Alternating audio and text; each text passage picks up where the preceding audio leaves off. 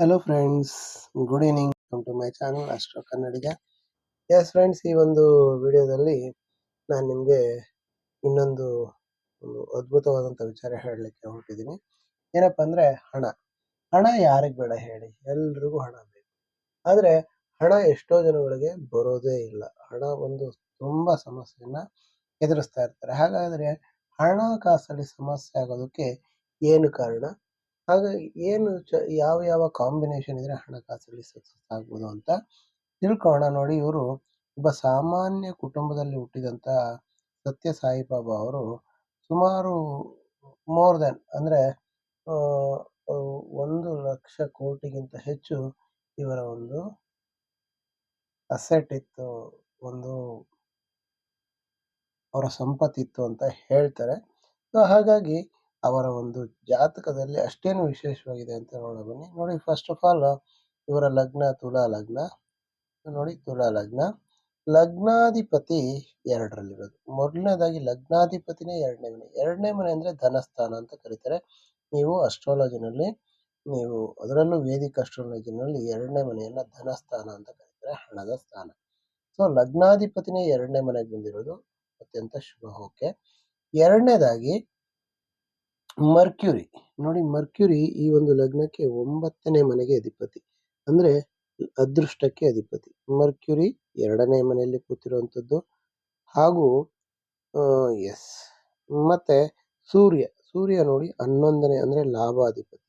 ಲಾಭಾಧಿಪತಿ 2ನೇ ಮನೆಯಲ್ಲಿ ಕುಂತಿರೋದು, ಅಂದರೆ ಹಣಕಾಸಿನ ವಿಚಾರದಲ್ಲಿ ಲಾಭವನ್ನು ಹೆಚ್ಚಾಗಿ ಕಾಣ್ತಾ ಇದೀವಿ. ಅಂದರೆ ಶನಿ ನೋಡಿ, ಇಲ್ಲಿ ಶನಿ ಬಂದು 4 ಮತ್ತು 5ನೇ ಮನೆಗೆ ಅಧಿಪತಿ.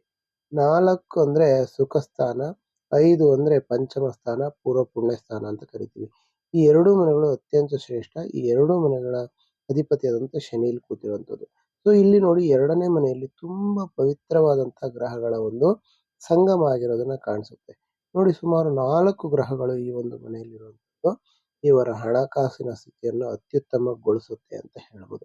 ಹಾಗೆ ಇನ್ನೊಂದು ಏನು ವಿಶೇಷ ಅಂದರೆ, ನೋಡಿ ಇಲ್ಲಿ ಗುರು 4ನೇ ಮನೆಯಲ್ಲಿ ಒಂದು ನೀಚ ಸ್ಥಾನವನ್ನು ಹೊಂದಿರುವಂಥದ್ದು. ಆದರೆ ಗುರುವಿನ ಒಂದು ನೀಚತ್ವ ಮಂಗಳ ಅಂದರೆ ಮಾರ್ಸ್ ಅದನ್ನು ಕಳೆದಿರೋದು. ಯಾಕಂದರೆ ಈ ಒಂದು ಮಂಗಳ ಇಲ್ಲಿ ನೀಚಭಂಗ ರಾಜಯೋಗವನ್ನು ಉಂಟು ಮಾಡುವಂತಹ ಒಂದು ಗ್ರಹ ಯಾವುದಪ್ಪ ಅಂದರೆ ಶನಿ ನೋಡಿ 2ನೇ ಮನೆಯಲ್ಲಿ ಕೂತಿರುವಂಥದ್ದು. ಅದು ಸಹ ಅತ್ಯಂತ ಉತ್ತಮವಾದಂಥ ಒಂದು ಚಿಹ್ನೆ ಅಂತ ಹೇಳ್ಬೋದು. ನೋಡಿ, 2ನೇ ಮನೆಯಲ್ಲಿ ನೀಚಭಂಗ ರಾಜಯೋಗ ಉಂಟಾಗುತ್ತಾ ಅಂತ ಕೇಳಿದಾಗ ನೀವು ಹೌದು. ನೋಡಿ, ಇಲ್ಲಿ ಈ ಒಂದು 4ನೇ ಮನೆಗೆ 4ನೇ ಮನೆಯಲ್ಲಿ ಎಕ್ಸಾಲ್ಟೇಷನ್ ಅಂದರೆ ತುಂಬ ಒಂದು ಉಚ್ಚ ಸ್ಥಾನವನ್ನು ಹೊಂದಬಹುದಾದಂಥ ಮಾರ್ಸ್ 7ನೇ ಮನೆಗಿರೋದು. ಸೊ ಇದು ಲಗ್ನಕ್ಕೆ ಕೇಂದ್ರದಲ್ಲಿ ಕೂತಿರುವಂಥದ್ದು ಸಹ ನೀಚಭಂಗ ರಾಜಯೋಗವನ್ನು ಉಂಟು ಮಾಡುತ್ತೆ ಅಂತ ಹೇಳ್ಬೋದು ಫ್ರೆಂಡ್ಸ್. ಮತ್ತೆ ಈ 3ನೇ ಮನೆಯಲ್ಲಿ ಕೇತು ಉತ್ತಮ. ಹಾಗೂ ನೋಡಿ, 9ನೇ ಮನೆಯಲ್ಲಿ ಚಂದ್ರ. ನೋಡಿ, ವೃತ್ತಿಗೆ ಒಂದು ಅಧಿಪತಿಯಾದಂಥ ಚಂದ್ರ 9ನೇ ಮನೆಯಲ್ಲಿ ಕುಂತಿರೋದು. 9ನೇ ಮನೆ ನಿಮಗೆ ಗೊತ್ತಿದೆ, ಅದು ಆಧ್ಯಾತ್ಮಿಕತೆಯನ್ನ ಒಂದು ಧರ್ಮವನ್ನ ಪ್ರತಿಪಾದಿಸುವಂತ ಮನೆ. ಹಾಗಾಗಿ ಧರ್ಮ ಪ್ರಚಾರಕರಾಗಿ ಇವರು ಸೇವೆಯನ್ನ ಸಲ್ಲಿಸಿರೋದು. ಅದು ರಾಹು ಇರೋದ್ರಿಂದ ಒಂದು ಧರ್ಮವನ್ನ ಉಂಟು ಮಾಡುವಂತ, ಅದರ ಒಂದು ತೀವ್ರತೆಯನ್ನ ಜಾಸ್ತಿ ಮಾಡುತ್ತೆ ಅಂತ ಹೇಳ್ಬೋದು.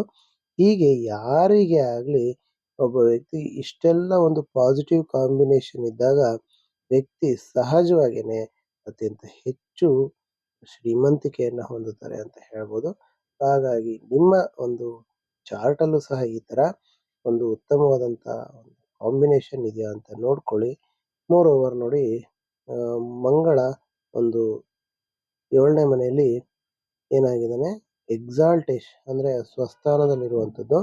ಯಾರಿಗೆ 7ನೇ ಮನೆಯಲ್ಲಿ ಮಂಗಳ ಇರ್ತಾನೆ ಅವರು ಬಹಳಷ್ಟು ಸಮಸ್ಯೆಯನ್ನು ಎದುರಿಸ್ತಾರೆ ಮ್ಯಾರಿಡ್ ಲೈಫಲ್ಲಿ ಅಂತ ಹೇಳ್ಬೋದು. ಇವರು ಮ್ಯಾರೇಜ್ ಏನಾದರೂ ಆಗಿದ್ರೆ ತುಂಬ ಒಂದು ಸಮಸ್ಯೆಯನ್ನು ಅನುಭವಿಸ್ತಾ ಇದ್ರು. ಹಾಗಾಗಿ ಇವರು ಮ್ಯಾರೇಜ್ ಆಗದೇನೆ ಒಂದು ಸನ್ಯಾಸತ್ವವನ್ನು ತಗೊಂಡು ಜೀವನವನ್ನು ನಡೆಸಿದ್ರು. ಸೊ ಹಾಗಾಗಿ ಇವರಿಗೆ ಫ್ಯಾಮಿಲಿ ಲೈಫಲ್ಲಿ ಏನೋ ಅಂತ ಸಮಸ್ಯೆಗಳು ಕಾಡಲಿಲ್ಲ ಅಂತ ಹೇಳ್ಬೋದು. ನೋಡಿ, ಇದನ್ನ ಕುಜದೋಷ ಅಂತಲೂ ಕರೀತಾರೆ. ಈ ಒಂದು ಗುರುವಿನ ದೃಷ್ಟಿ ಕುಜನ ಮೇಲಿದ್ದಾಗ ಏನು ಸಮಸ್ಯೆ ಆಗ್ತಿರಲಿಲ್ಲ. ಆದರೆ ಗುರು 5ನೇ ಮನೆಯನ್ನು ನೋಡ್ತಾನೆ. ಅಂದರೆ 8ನೇ ಮನೆಯನ್ನು ನೋಡ್ತಾನೆ. ಸೊ ಹಾಗಾಗಿ 5 ಮತ್ತು 7 ಅಂದರೆ 10ನೇ ಮನೆಯನ್ನ ಹಾಗೂ 9 ನೋಡಿ 9ನೇ ಮನೆ ಅಂದರೆ 11ನೇ ಮನೆಯನ್ನು ನೋಡ್ತಾ ಇದ್ದಾನೆ. ಹಾಗಾಗಿ 7ನೇ ಮನೆಯನ್ನು ನೋಡ್ತಾ ಇಲ್ಲ. ಹಾಗಾಗಿ ಇದು ಪ್ರಬಲವಾದಂಥ ಕುಜದೋಷ ಅಂತ ಹೇಳ್ಬೋದು. ಸೊ ಹೀಗೆ ಇವರ ಒಂದು ಜೀವನದಲ್ಲಿ ಮ್ಯಾರೇಜು ಅಷ್ಟು ಪಾಸಿಟಿವ್ ಆಗಿರಲಿಲ್ಲ. ಸೊ ಇವರು ಮ್ಯಾರೇಜನ್ನು ಅಷ್ಟು ಪಾಸಿಟಿವ್ ಆಗಿ ತಗೊಂಡು ಹೋಗದೇ ಇದ್ದಿದ್ದರಿಂದ ಮ್ಯಾರೇಜ್ ಅಷ್ಟು ಪಾಸಿಟಿವ್ ಆಗಿಲ್ಲ ಅಂತ ಗೊತ್ತಾದ್ಮೇಲೆ ಅವರು ಮ್ಯಾರೇಜನ್ನು ಆಗದಂಗೆ ಜೀವನವನ್ನು ಬಹಳ ಸಂತೋಷವಾಗಿ ಉತ್ತಮ ರೀತಿಯಲ್ಲಿ ಒಂದು ಜೀವನವನ್ನು ಮಾಡಿರು ಅಂತ ಹೇಳ್ತಾ ಈ ಒಂದು ವಿಡಿಯೋನ ಮುಗಿಸ್ತಾ ಇದ್ದೀನಿ ಫ್ರೆಂಡ್ಸ್. ವಿಡಿಯೋ ನಿಮ್ಮೆಲ್ಲರಿಗೂ ಇಷ್ಟ ಆಗಿರುತ್ತೆ ಅಂತ ಭಾವಿಸ್ತೀನಿ. ಇಷ್ಟ ಆಗಿದ್ರೆ ಲೈಕ್ ಮಾಡಿ, ಕಮೆಂಟ್ ಮಾಡಿ ಹಾಗೂ ಶೇರ್ ಮಾಡಿ. ವಿಡಿಯೋ ನೋಡಿದ್ದಕ್ಕಾಗಿ ಕೊನೆವರೆಗೂ ಧನ್ಯವಾದಗಳು. Thank you very much. Have a nice day.